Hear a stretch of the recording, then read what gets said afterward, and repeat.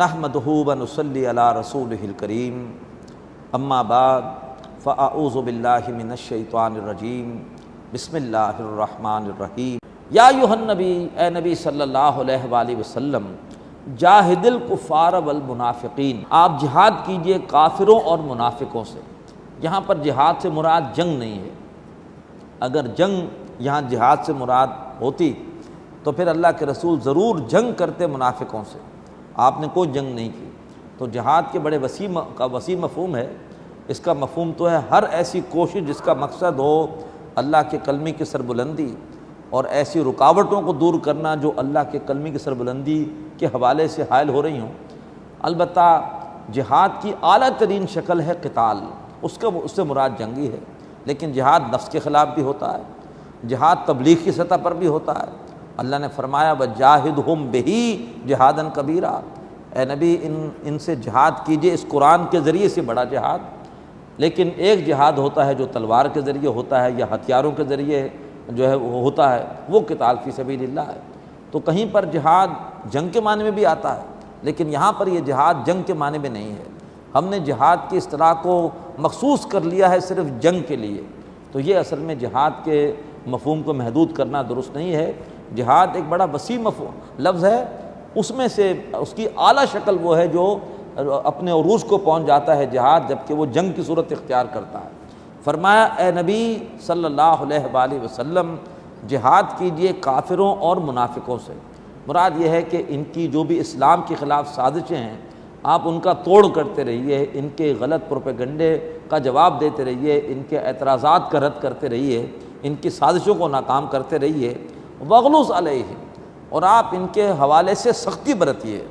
آپ کی نرمی سے یہ ناجائز فائدہ اٹھا رہے ہیں، آپ ان کے عذر قبول کرتے ہیں، یہ باہر جا کے آپ کا مذاق اڑاتے ہیں، تو آپ کی طبیعت میں بہت نرمی ہے، آپ ان پہ سختی برتیے۔ ومأواہم جہنم، ان بدبختوں کا ٹھکانہ جہنم ہے۔ وبئس المصیر، اور وہ جہنم بہت ہی بری جگہ ہے۔ یحلفون باللہ ما قالوا، اللہ کی قسمیں کھاتے ہیں کہ انہوں نے نہیں کہا، یعنی گستاخیاں کرتے تھے، مذاق اڑاتے تھے اللہ کے رسول کا، اللہ کے احکامات کا، اللہ کی آیات کا، اور جب پوچھا جاتا تھا تو پھر قسم کھا لیتے تھے ہم نے نہیں کہا۔ یہ تو آپ کو کسی نے خامخواہ ہمارے خلاف جو ہے وہ کوئی بات پہنچا دی ہے۔ یحلفون باللہ ما قالوا، قسمیں کھاتے اللہ کی کہ انہوں نے نہیں کہا۔ وَلَقَدْ قَالُوا كَلِمَةَ الْكُفْرِ، حالانکہ انہوں نے کفر کی بات کہہ دی ہے۔ وَكَفَرُوا بَعْدَ اسلامہم، اور اپنے اسلام کے بعد انہوں نے کفر کیا۔ یعنی کسی بھی شاعر دینی کا مذاق اڑانا حقیقت کے اعتبار سے کفر کا ارتکاب کرنا ہے۔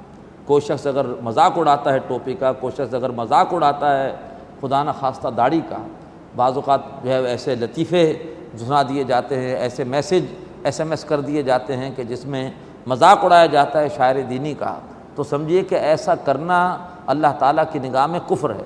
فرمایا وَكَفَرُوا بَعْدَ اسلامہم، انہوں نے اپنے اسلام کے بعد اس طرح سے مذاق اڑا کر اللہ کا، اللہ کے رسول کا، اللہ کی آیات کا، انہوں نے اپنے اسلام کے بعد کفر کر لیا۔ وَهَمُّوا بِمَا لَمْ يَنَالُوا، اور انہوں نے ایک ایسے کام کا ارادہ کیا جس کو وہ پا نہیں سکے۔ جب اللہ کے رسول واپس آ رہے تھے غزوہ تبوک سے، اب منافقین کی جان پر بن آئی۔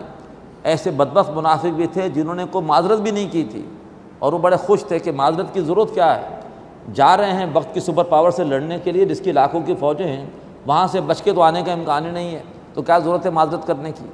اب جب اللہ کے رسول کا پتہ چلا کہ واپس آ رہے ہیں، تو اس پر جو ہے وہ منافقین ان کو شدید جو ہے وہ ہوا کہ اب تو ہماری باس پرس ہو گئی۔ تو کچھ منافقین نے مل کر کوشش کی کہ ایک ایسی گھاٹی سے جہاں سے جو ہے وہ تنگ گھاٹی تھی، وہاں سے سب نے گزرنا تھا کہ جب اللہ کے رسول وہاں سے گزریں تو آپ کو شہید کر دیا جائے، لیکن اللہ نے وحی کے ذریعے سے آپ کو بتا دیا، اور اس کے بعد آپ نے صحابہ کو آگے بھیجا، انہوں نے پیچھا کیا اور وہ دفع ہو گئے۔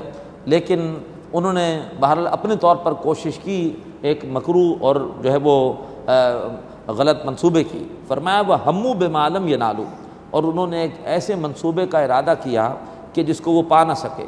وَمَا نَقَمُوا إِلَّا أَنْ أَغْنَاهُمُ اللَّهُ وَرَسُولُهُ مِنْ فَضْلِهِ، اور انہوں نے دشمنی نہیں کی مگر اس وجہ سے کہ انہیں غنی کر دیا اللہ اور اس کے رسول نے اپنے فضل سے۔ اتنی فتوحات ہوئیں، اتنا مال غنیمت ملا کہ یہ بدبخت غنی ہو گئے، اور انہوں نے اس احسان کا یہ بدلہ دیا کہ اللہ کے رسول کو شہید کرنے کی کوشش کی۔ فَإِن يَتُوبُوا يَكُ خَيْرًا لَّهُمْ، اگر وہ توبہ کر لیں تو ان کے حق میں بہتر ہے۔ وَإِن يَتَوَلَّوْا، اور اگر انہوں نے توبہ نہ کی اور اس پیشکش کو قبول نہ کیا، يُعَذِّبْهُمُ اللَّهُ عَذَابًا عَلِيمًا فِي الدُّنْيَا وَالْآخِرَةِ، تو اللہ تعالیٰ انہیں درناک عذاب دے گا دنیا اور آخرت میں۔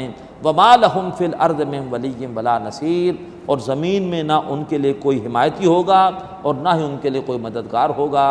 اقول قولی ھذا واستغفر اللہ لی ولکم ولسائر المسلمین والمسلمات۔